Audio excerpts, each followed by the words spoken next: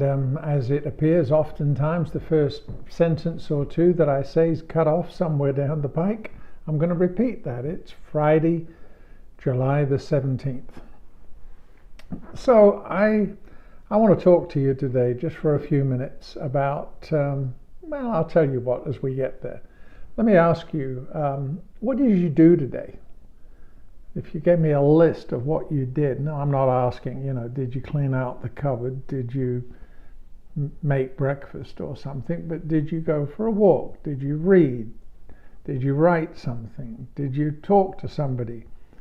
Well, I'm sure you'd have that list, but if I was making a list for myself today, I would have to add one more thing on the list, and that was say I laughed.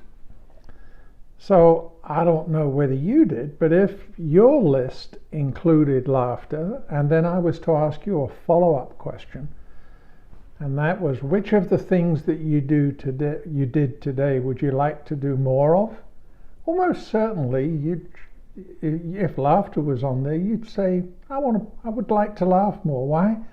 Because laughing makes us feel good.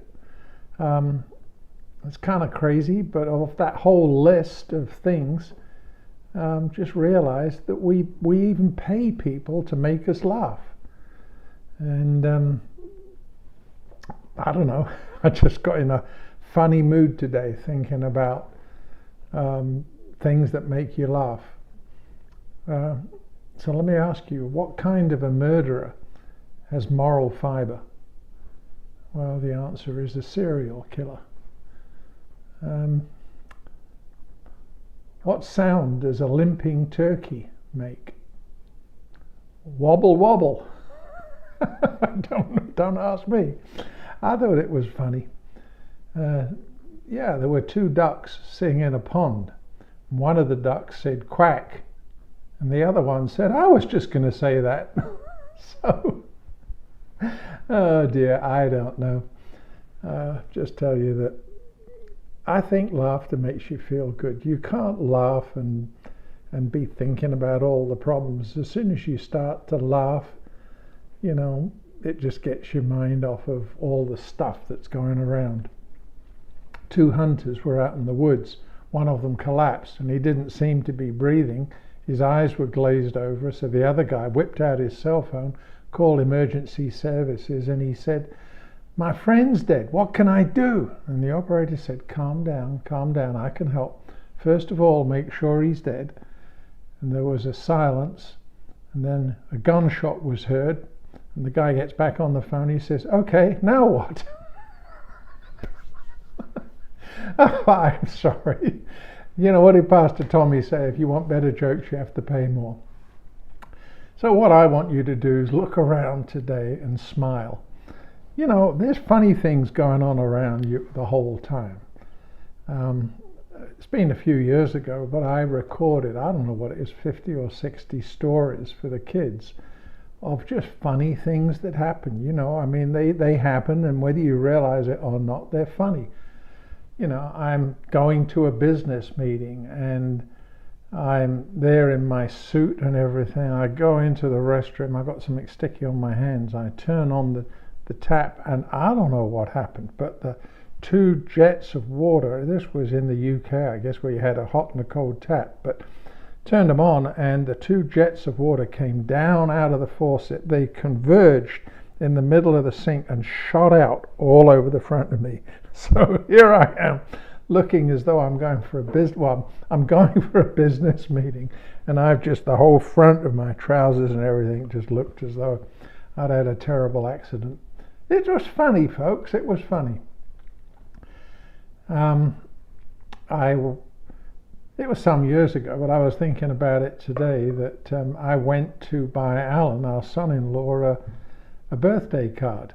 And so I go into the Hallmark store, and they have these audio cards, And of course, you're in the Hallmark store. It's kind of like being in a library. It's like quiet in there. But anyway, I start opening these cards, and there's funny messages, and then they're turning around and looking at you like, what are you making all that noise for? And I'm going, it's not me, it's the card. What do I say? But anyway, the last one that I opened, you'll understand why it was the last one, but I open up this card, and as I open it, I realized I've opened it too far, and the little piece of paper that operates the mechanism has become detached. And now this card is playing this loud, loud song, and when I close it up, it doesn't stop. So there I'm trying to take this card and stuff it back in the rack, and kind of like pretending. I don't know what that noise is. What is that? It just struck me as funny. So why am I telling you all this? Because if there's anything we need to do at the moment, it's laugh. Proverbs 17:22, it says, "A merry heart doth good like a medicine." So I want to encourage you today. Look around, look at what you see, and just take a laugh. You can't affect a lot of it, you know. And I believe that God gives us the opportunity to laugh from time to time. You know, you can't talk about laughing in a spiritual vein without going back to the story of Abraham and Sarah, right? And you remember the story. It's in Genesis 17. And the Lord comes to Abraham, and he tells him that you and your wife are going to have a kid. They're going to have a child. And it says, and Abraham fell on his face. This is not falling on his face in worship. He says he fell on his face and he laughed. I can just imagine the old guy. It was the funniest thing that he'd ever heard. And he just cracked up. He fell on his face and he laughed. And then in the next chapter, it talks about how Sarah, when she heard the news, she laughed. But actually it says, if you go back and read it, it says that she laughed to herself. So she didn't laugh out like he did. He was rolling on the ground cracking up, but it says she laughed within herself. But guess what? Even the laughter that was in herself, the Lord saw, because he told Abraham to go and ask her, why were you laughing? And she said, I wasn't laughing. Well, the Lord knew better, right? But, what am I telling you all this for? Because I think it's kind of neat that, as we all know, in the next chapter, Sarah did conceive. In Genesis 21, it says, "And the Lord visited Sarah as he'd said, and the Lord did unto Sarah as he'd spoken. For Sarah conceived and bore Abraham a son in his old age, at the set time that God had spoken to him." And it goes on to say, "And Abraham called the name of that son which was born unto him Isaac." So do you know what Isaac means? Isaac means he laughs. So here's an incredible story of a miracle that was born in laughter. And I just think that's encouraging. Sometimes when you look around and all that there is just doom and gloom and people arguing. I told you I'm getting really tired of watching the news, because all people are doing now is hurling insults at each other. And where's the laughter? Where's the fun? Where's the enjoyment? Well, we know where it is, because Nehemiah says, "For the joy of the Lord is your strength." It's my strength. The world doesn't have it. The world's too busy being serious about stuff. And, great, there's a time to be serious, right?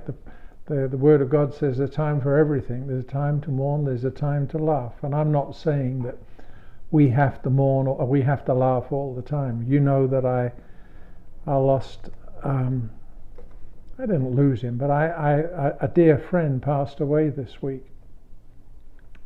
But I'm choosing to remember the times that I was with him, and we had some amazing times. I'll tell you some of those stories sometimes. So I want to encourage you today. Look around, find something funny, laugh, find a joke, do something. Get your mind off of what's going on and just recognize the Lord gave you and me laughter, and he gave it. I believe sometimes when we laugh, it breaks the tension and we can just see a new horizon. Sometimes when we laugh, the burden that we're carrying doesn't feel as heavy. And so that's my word to you today. just enjoy yourself. And yeah, have a good time, have a laugh. So as I go, I'll tell you a really terrible joke. Am I allowed to tell you a terrible one? Okay, great. So what do you call a dog with no legs? It doesn't matter, he's not coming. I'll see you tomorrow. God bless.